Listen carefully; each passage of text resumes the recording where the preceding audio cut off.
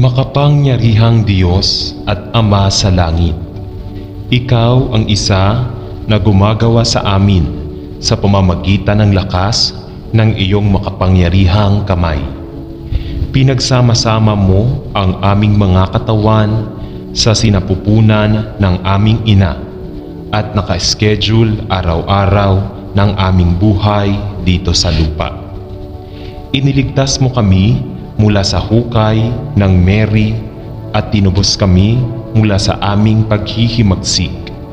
Salamat na sa pamamagitan ng iyong biyaya at awa ay binigyan mo kami ng bagong buhay at sa pamamagitan ng kahangahangang sakripisyo ng iyong bugtong na anak, si Hesukristo na aming Panginoon.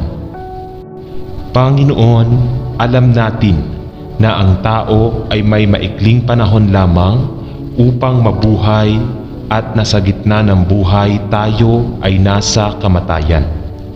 Sapagkat kami ay nanggaling sa alabok ng lupa at ang aming mga katawan ay nagsibalik din sa alabok ng lupa.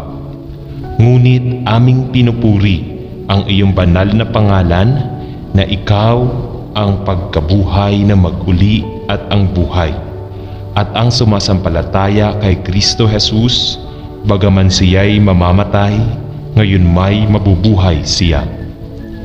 Panginoon, habang kinakaharap natin ang katotohanan ng kamatayan sa mundong ito, niluluwalhati din natin ang iyong banal na pangalan para sa pinagpalang pag-asa na nakalaan para sa atin sa langit.